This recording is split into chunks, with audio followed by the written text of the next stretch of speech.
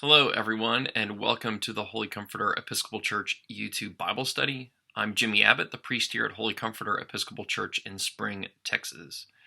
Today, I'm going to offer a few reflections on Mark chapter 9, verses 2 through 9.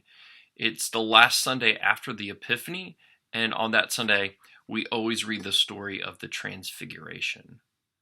Now, this story is important to us as the people of Holy Comforter because it was the last Sunday after the Epiphany that was our first Sunday inside our new church building. We had the big dedication service on Saturday night, and then, of course, worship services Sunday morning. It was ironic, providential, that the gospel lesson was this. Of course, Peter, James, and John see Jesus with Moses and Elijah on the mountain, and Jesus is transfigured into dazzling array, and Peter says, "Lord, it's good for us to be here. Let's make 3 dwellings, one for you, one for Moses, and one for Elijah." And Jesus says, "No, we got to go back down the mountain."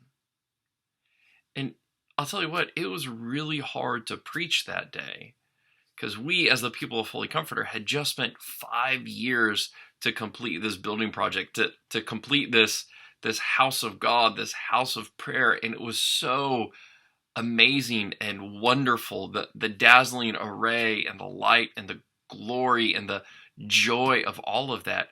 And yet there's Jesus saying, no, it's not about the dwelling. It's time to go back down the mountain.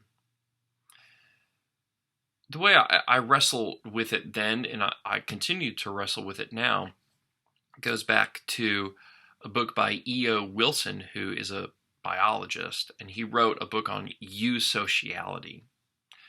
What he says about eusociality is that the species on Earth that have achieved that highest version of social behavior show that they have the capacity to build a nest or a home, to travel outside of that home or nest to do daily work, and then to return to that home or to that nest.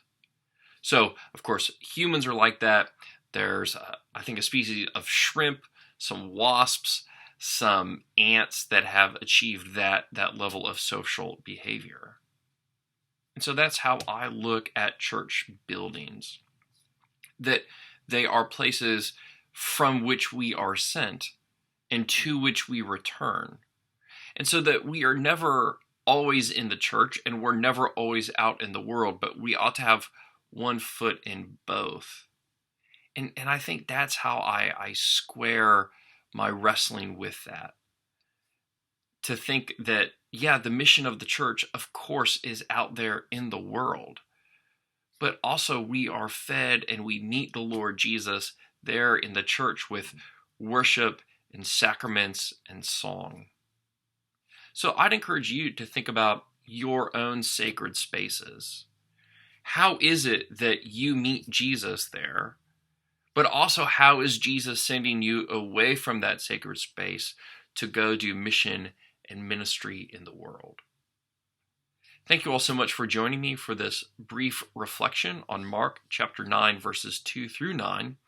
I'd love to hear from you if you have any reflections on this passage or on that night and that weekend that we spent together dedicating the new Holy Comforter. Of course, I ask that you subscribe to this channel so that you can keep up with all of our content, both for adults, for children, and all of our worship services as well. Thank you.